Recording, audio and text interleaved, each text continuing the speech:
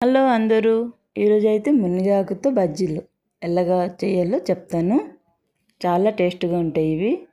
First అయితే ఒక కప్పులో బాగా క్లీన్ చేసి మునగాకు తీసుకోవాలి. దాంట్లోనే ఒక 2 ఉల్లిపాయలు సన్నగా కోసి తీసుకోండి. ఈ పేస్ట్ ఏమో 4 పచ్చిమిరపకాయలు, కొంచెం అల్లం వెల్లుల్లి జీలకర్ర వేసి పేస్ట్ చేసి దాంట్లోనే వెయ్యాలి. తర్వాత ఒక కప్పు శనగపిండి వేసి దాంట్లోనే కొంచెం ఉప్పు, కొంచెం పసుపు, కొంచెం వాము వేసి కలపాలి.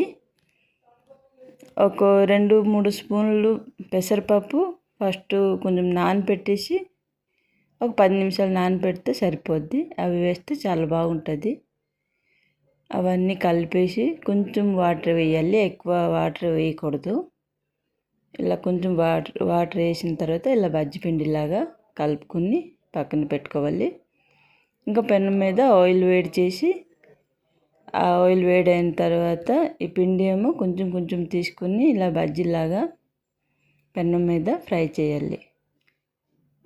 ఇది చాలా టేస్ట్గా ఉంటాయి, హెల్దీ కూడా. అందరూ ట్రై చేయండి.